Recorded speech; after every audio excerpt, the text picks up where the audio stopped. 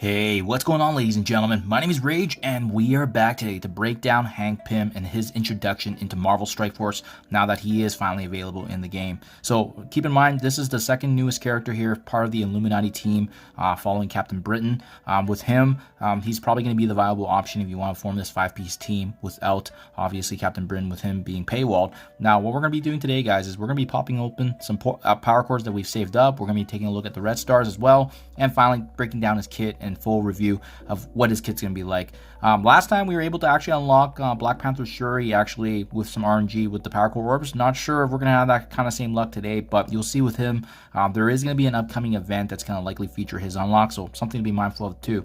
The other thing I want to point out as well is with him getting now added into the game, he's going to have his own showcase event, right? So you should be able to access that here. If you scroll over to the right with Illuminati Assault, and you do see now Hank Pym having his own separate area, so make sure you guys are taking advantage of that, because I know it can be hidden from obviously the rest of us when we were like going through. So 19,621 cores, guys. Last week we usually budget about 5,000 cores to be saved up here for the unlock, so that's what we're going to be doing today. We'll be taking a look at that, and then obviously getting the 7 red on his red stars, just because it's easy, and then taking a look at what his abilities are, as well as the T4 upgrades and how that's going to be looking here. So without further ado, guys, we're 19,621, so by the time this is said and done, we should be close to about 14,500. I like to budget that because it's going to give us a good range here of shards, and it's going to make it easier to unlock, especially with him being a 100 shard character. And I like doing this because of the fact that it gives us a head start, but at the same time too, might even have that chance to unlock similar to what we actually had last week. We got super lucky, obviously, with the RNG, but you just never know with some of these orbs, right? Oh, that 10-1 was good. I think last week we had like this massive purple drop for Shuri, which was awesome. But regardless, this is going to give us a nice little boost here, and obviously make it the easier unlock once his event actually is confirmed, and seeing what that's going to look like here. So we're getting quite a bit of greens here, unfortunately, but it is what it is. Getting some shards here and there. Okay, and I do believe, okay, we do this one right here, boom, 14. Yeah, that's exactly 5,000 cores right there, guys. Should we do one more just to keep the number clean at 14,000? I think we could do one more. Maybe we can get lucky here. If not, it is what it is. Still green. And overall, so that's about, I think that's about 5,600.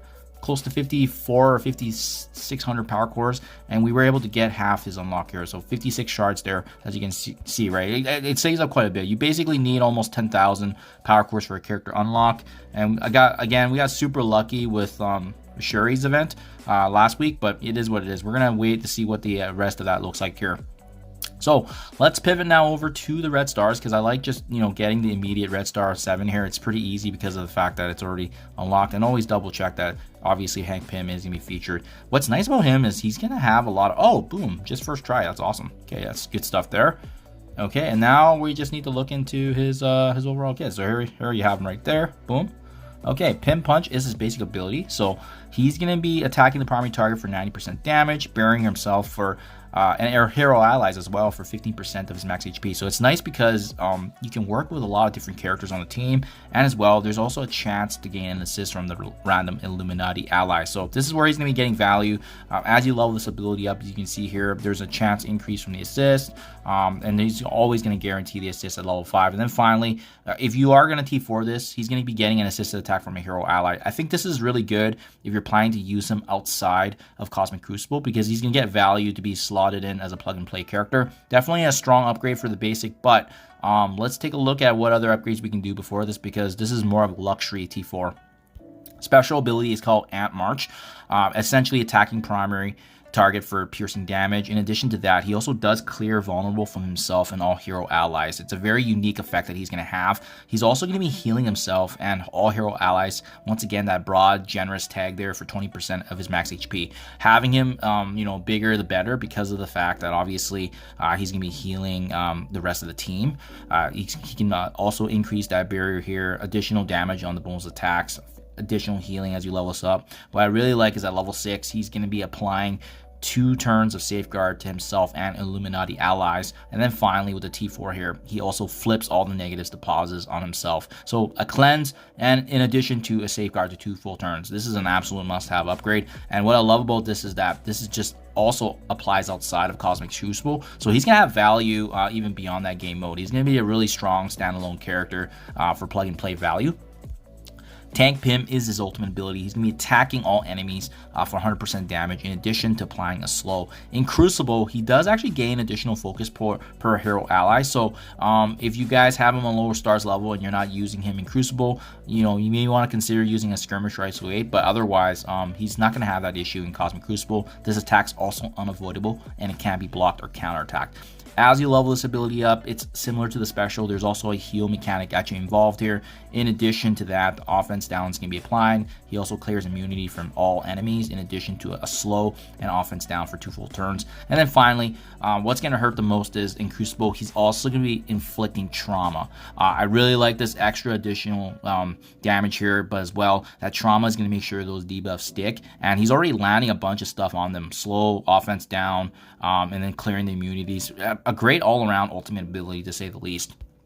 And I would highly recommend that, guys. This is a strong T4, but again, I would only recommend this if you plan to use this in Cosmic Crucible, because otherwise you're not going to be getting much but outside of the additional damage uptick there. And then lastly, Anti-Hero is the passive ability here. So in Crucible on spawn, this is where they're going to be getting a lot of value. He's going to be applying speed up to himself and all Illuminati allies. On turn, he's also going to be applying offense down to all enemies. I think this makes him such a great character overall because this can be applied in all game modes. When this character or a hero ally drops below that 40% threshold, he's going to be burying. He's going to be also actually giving them an additional cleansing here if they don't have exhaust. So this is nice for that initial defense in war. Actually even offense if you think about it, clearing all the negatives from that character, healing them as well, and finally gaining the additional barrier and granting that HP boost to the Illuminati allies as well. I just love the fact that he can benefit a lot of hero characters. And finally, if you level this ability up on turn, he's going to be attacking for piercing damage, he's going to be flipping stealth, he's going to be also bearing for more additional HP and barrier percentage. In Crucible, he's also going to be making that speed up last for 2 full turns with additional healing. And then finally, the passive here grants them 25% max HP for himself and all Illuminati allies. But in Crucible specifically for this T4 anyways, he's going to be gaining Drain and granting that for his hero allies, not just Illuminati.